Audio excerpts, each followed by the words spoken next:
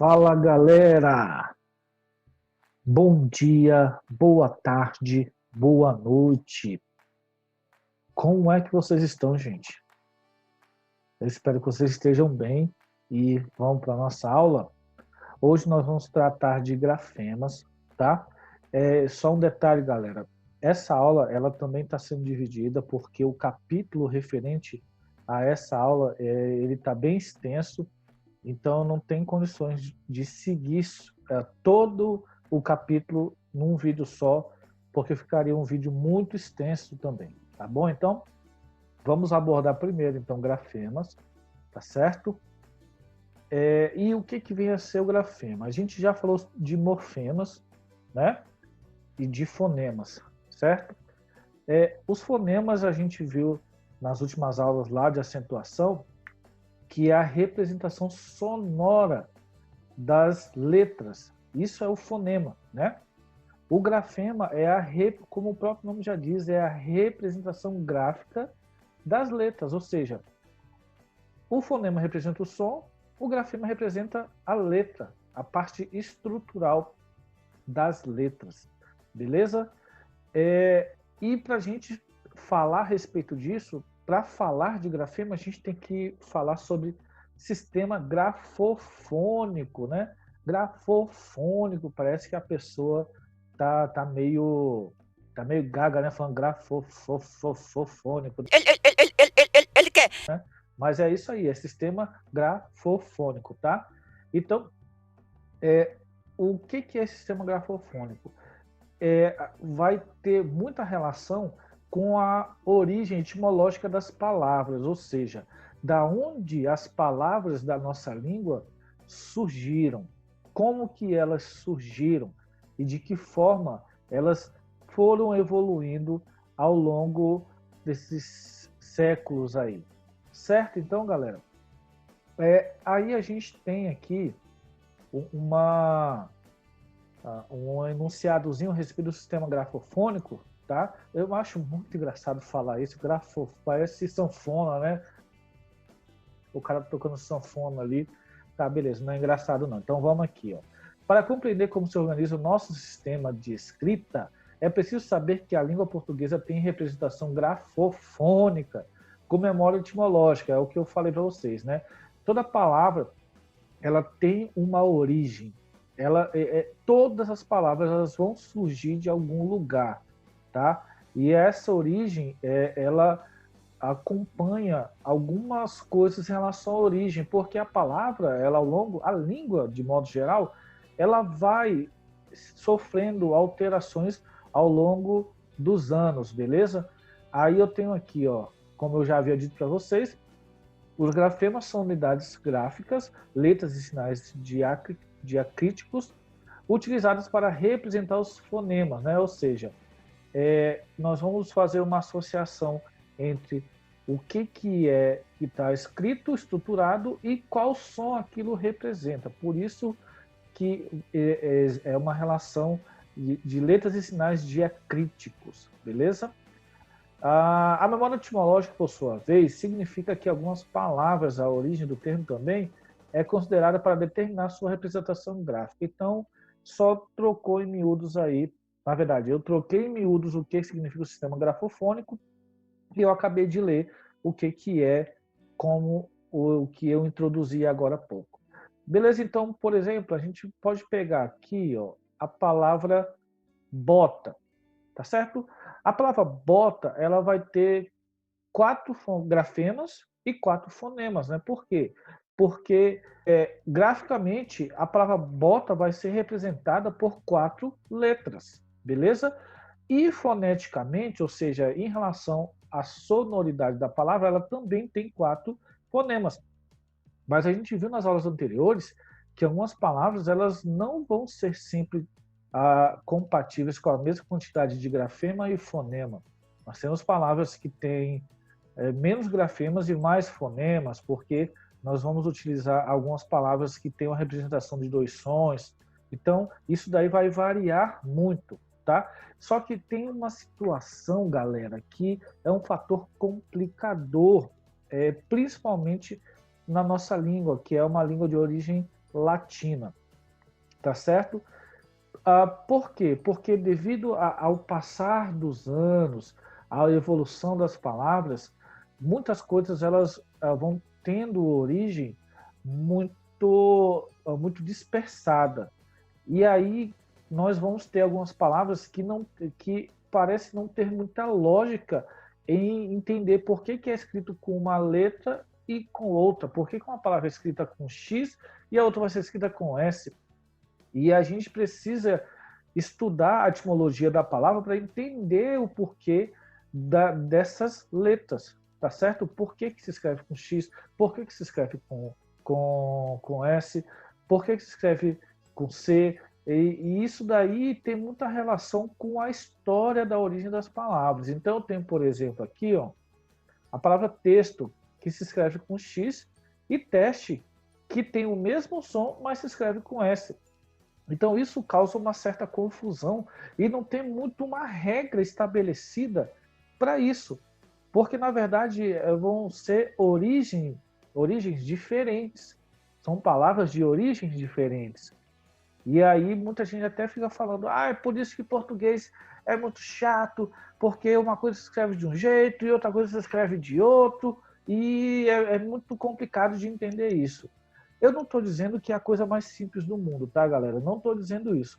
Mas se a gente se esforçar um pouquinho só para entender pelo menos a origem das palavras, a gente vai entender por que ela é escrita com a sua maneira peculiar, tá? Então, por exemplo, no caso da palavra texto e teste, a gente entende que texto é uma palavra de origem latina, vem do latim textus, e a palavra latina textus é escrito com X. Por isso que em texto, no português, o X se manteve devido à origem de sua palavra com X. Agora, o teste não. O teste é uma palavra de origem inglesa. Só que lá no inglês, né, lá na língua inglesa, essa palavra veio também do latim. Ou seja, passou primeiro pela língua inglesa para chegar para a gente aqui com S. Teste escrito com S, sendo que teste em inglês é test, né? Então, ela do inglês foi derivada do latim testes, que é escrito com S.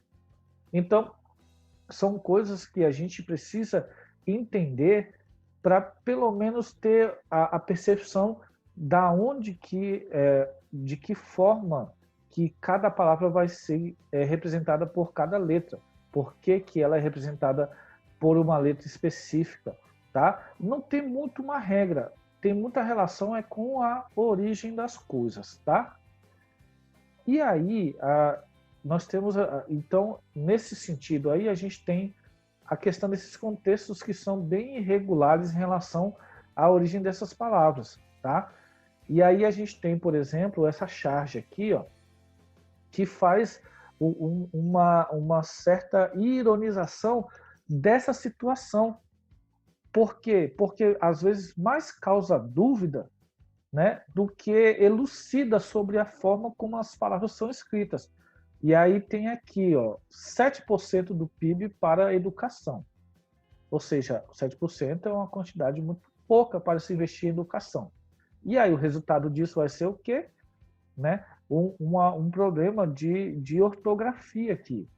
O aluno está escrevendo aqui de acordo com aquilo que ele está recebendo. Aí, se a gente já aumenta para 10% do PIB para a educação, a coisa já melhora um pouco mais. A gente nota que eu tenho aqui um computador, tenho livros, e o aluno está conseguindo escrever da maneira ortograficamente mais aproveitada. Tá certo? Porque se eu falar ortograficamente correto, eu estou sendo redundante, porque ortografia significa grafia correta. Então, eu não posso dizer ortografia correta, tá, galera? Falar ortografia correta é dizer duas vezes a mesma coisa, tá? Então, tomem cuidado com isso. Então, eu vou ter palavras aí, né, que vai surgir aí uma dúvida se ela vai ser escrita com S, ou com cedilha, ou com dois S, tá? Então, eu tenho certas orientações que elas não são perfeitas, tá, gente? Por que eu digo que elas não são perfeitas? Porque a gente meio que precisa decorar isso daí para ter uma certa certeza de como escrever mais corretamente.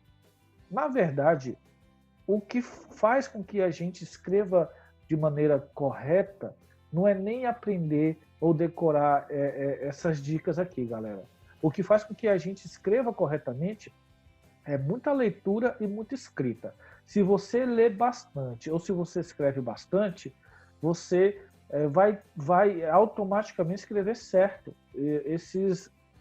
Na época que a gente estava tendo aula presencial ainda, eu passei uma atividade para os alunos lá do 7º ano, que eu escrevia no quadro várias palavras, né? E algumas eu escrevi, na verdade, de forma errada, de propósito. Porque o exercício era o seguinte, era eles localizarem as palavras que estavam escritas erradas. Só que eu sabia que isso ia acontecer.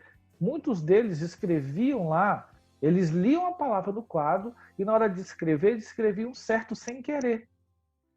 Então, assim, eles mesmos falavam, professor, eu já escrevi certo, eu nem percebi que eu escrevi certo. Por quê? Porque nós, quando temos o hábito da leitura e da escrita, o cérebro automaticamente, sem você perceber, grava aquela palavra e na hora que você vai escrever, você automaticamente vai escrever certo. Só que, lógico, você tem que saber qual que é a forma correta que escreve para o cérebro aprender o certo. É por isso que muitas das vezes as pessoas que não escrevem e não leem bastante, escrevem muito errado. Por quê? Porque o cérebro, por exemplo, nunca viu aquela palavra escrita. Parece meio doido isso, mas isso é verdade. A pessoa vai escrever, por exemplo, lá, assassinato. E não, vamos melhor ainda, vamos aqui nessa chavezinha aqui. Olha só que interessante isso. A pessoa pega essa palavra aqui, ó, 7%. Para nós que já temos um certo grau de instrução, é absurdo escrever desse jeito, não é verdade?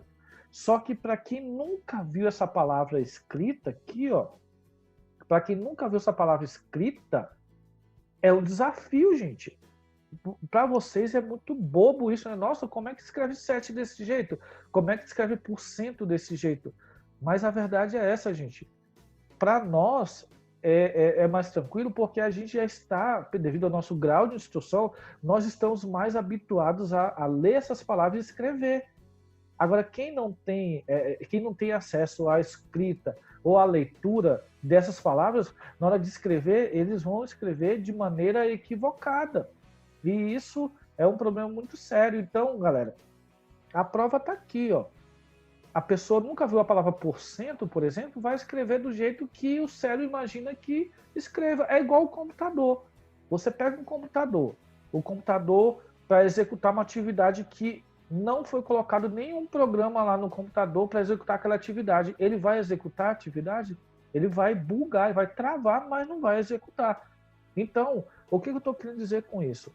Que essas regras aqui, galera, essas dicas, na verdade, aqui, tá, que não são bem uma regra, elas estão no sentido de facilitar. Só que melhor do que essas regras, essas dicas que eu estou dando aqui, é você ter o hábito da leitura e da escrita para escrever corretamente, galera. Não tem nada melhor do que o hábito da leitura ou da escrita para escrever corretamente. Isso aqui é uma orientaçãozinha só para reforçar o que você vai escrever. E aí você vai ter mais segurança.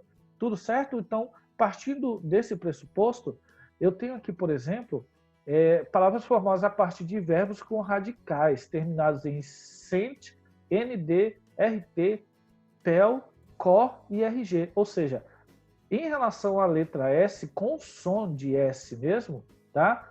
Quando eu tiver esses radicais que tenham essas terminações aqui, eu vou escrever com S quando for um substantivo, por exemplo. Então, por exemplo, eu tenho o verbo consentir. E aí eu fiquei na dúvida, pelo amor de Deus do céu, ô papai, me ajuda, né?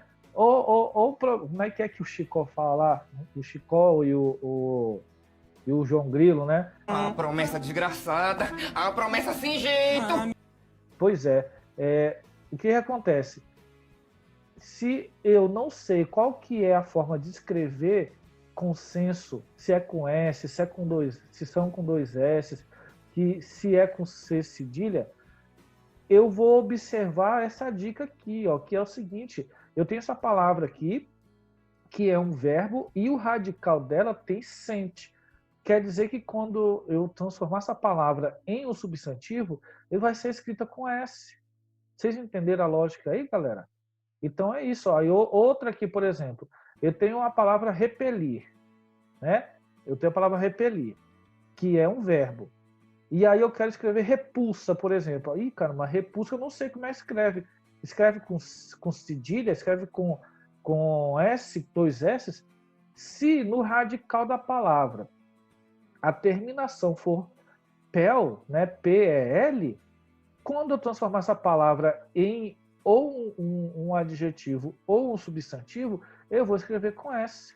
Beleza? Outra situação é quando eu tiver um sufixo ense, né? Como paraense, como sul-mato-grossense, como parisiense. Quando esse ense tiver relação com adjetivo pátrio, tá? Eu não vou escrever nem com dois S, nem com cedilha, nem com C. Eu vou escrever com S. Tudo certo? Então, aqui eu tenho um exemplo. Forense, parisiense, mato-grossense e por aí vai, galera. Então, vamos adiante. E agora, palavras com SS. Então, eu tenho aqui, ó, palavras formadas a partir de verbos com radicais terminados em grad, sed, prim, ou verbos terminados em tir ou meter. O que vai acontecer? Eu vou escrever com dois S. Então, por exemplo, eu tenho o verbo regredir, certo? Aí eu não sei se quando eu for escrever regresso, eu escreva ou com dois S, ou com S, ou com cedilha. Como é que eu vou saber? Ai, professor, mas essa palavra é muito fácil. Sim, é muito fácil para quem tem o hábito de estar escrevendo e lendo essa palavra. Agora, quem não tem muito hábito de ler e escrever, realmente vai se perder nesse sentido e vai escrever do jeito que eu mostrei aquela charge lá. Então, quando eu tiver um verbo e eu quero transformar esse verbo no substantivo, eu vou fazer o quê? Eu vou olhar o seu radical. Se eu tenho um radical com essas palavras, com esses trechos aqui, ó, grad, no radical do verbo, quer dizer que quando ele se transformar no substantivo, eu vou escrever com dois S. Eu tenho outro exemplo aqui, ó. Eu tenho o verbo oprimir, certo? Aí eu quero escrever opressão. Ih, rapaz, vou escrever opressão. E agora, como é que é? São dois S? É C com cedilha? É um S só? É só lembrar. Se no radical do verbo eu tenho prim, quando eu transformar isso em substantivo, eu vou escrever com dois S, opressão, opressivo. Aí eu tenho outra terminação aqui verbal, que é is, tá? Todas as vezes que eu tiver uma terminação verbal com is, eu vou escrever com dois S. Então, por exemplo, mentisse, definisse, proibisse. Gente, isso daí parece ser muito bobo, mas tem gente que escreve às vezes isso daí com cedilha, com C cedilha. Então, assim, se você observar isso daí, vai facilitar muito na hora de escrever. Aí eu tenho o sufixo, que é o quê? Que é um afixo que vem após o radical. Se o sufixo for ecer, ó a diferença. Isse é com dois S. Ecer é com C. Beleza? Aqui, ó, terminação com o uso do C aqui no caso. Então, escurecer. Ecer, nossa, escurecer. Se é ecer, eu vou escrever com C. Se fosse isse, são dois S. Beleza? É assim que você tem que observar a lógica. Então, eu tenho aí escurecer, entardecer, amadurecer, etc. E se eu tenho aí olha a sacada, galera, olha a sacada. Professor, você acabou de falar que toda vez que terminar em isse, são dois S. E esse aqui, que é com C, e aí, hein? Ih, se ferrou, hein, professor? E agora, o que você vai fazer? A diferença é essa. Aqui, isso é terminação verbal. Agora, quando eu tiver um sufixo para formar substantivo, isse, aí eu escrevo com C. Ou seja, tem uma diferença de uma terminação verbal e um sufixo para formar substantivo, esse, que aí vai ser com C. Então eu tenho de chato, por exemplo, chatice, de guloso, gulodice. Tudo certo aí, galera? Então, indo adiante aqui, gente, eu tenho outras situações aí. Quando eu tiver sufixos que terminam em aça ou aço, isso ou issa, usso ou ussa ou ansa, eu vou escrever com cedilha, né? Então eu tenho aí barcaça, mestiço, dentuço.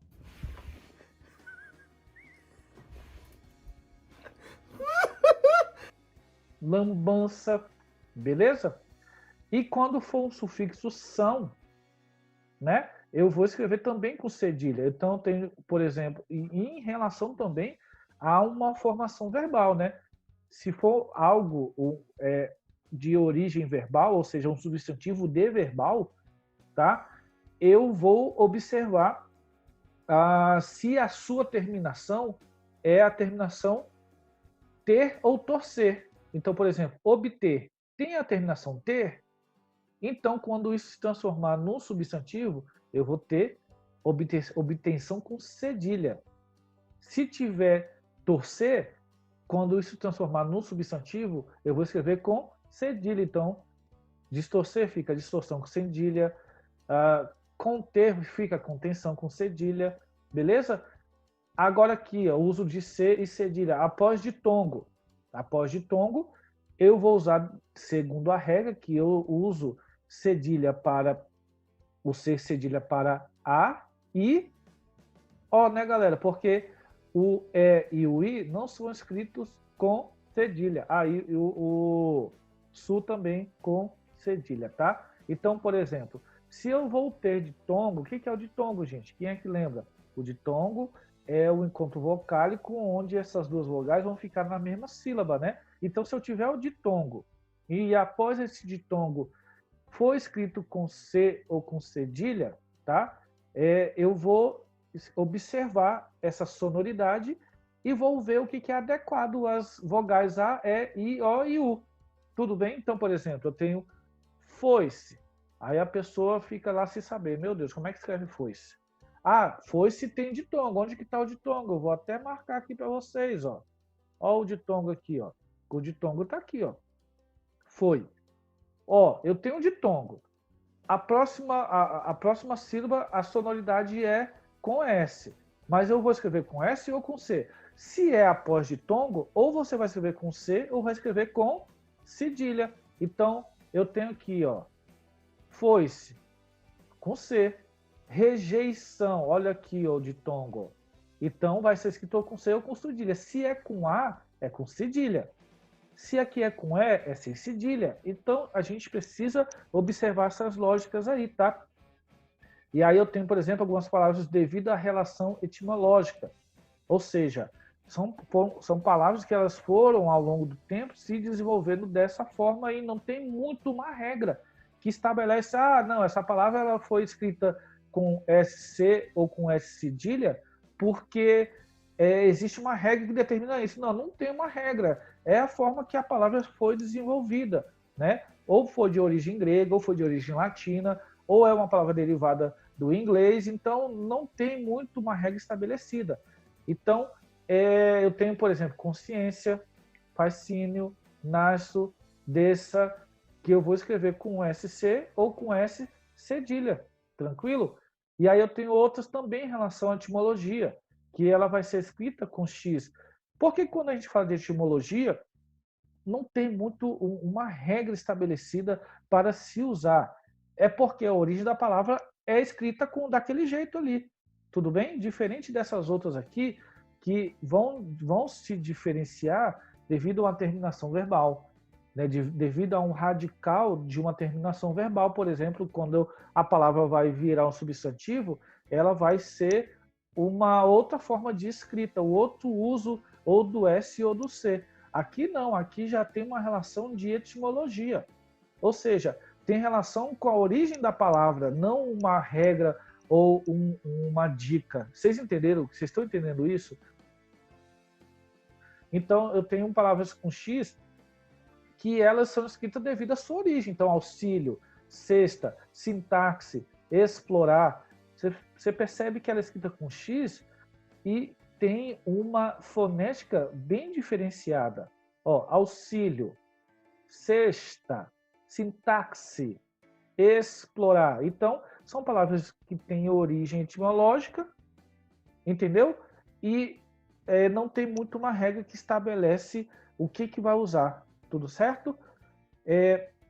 Mais outras aqui de origem etimológica, exceção, excitar, excesso, tá? Que isso aqui é escrita com XC. Professor, tem uma regra disso aqui? Não tem, gente. É uma relação da origem da palavra. A palavra original foi escrita dessa forma, né? Foi estruturada dessa forma e até hoje ela é escrita dessa forma. Tudo certo, galera? Então, gente, pelo fato desse assunto ser bem extenso e um pouco repetitivo, eu vou ficar por aqui e vou continuar na próxima aula, para não ficar cansativo, para não ficar muito extenso, tá? Beleza? E aí a gente encerra na próxima... Vamos tentar encerrar, na verdade, né? Porque, na verdade, é um assunto bem grande, tá? E aí a gente vai dar uma continuidade. Se der para encerrar, a gente encerra. Se não, a gente continua para uma terceira aula. Tá certo, então, galera? Então, ó, eu fico por aqui. Um abraço e até a próxima aula, galera.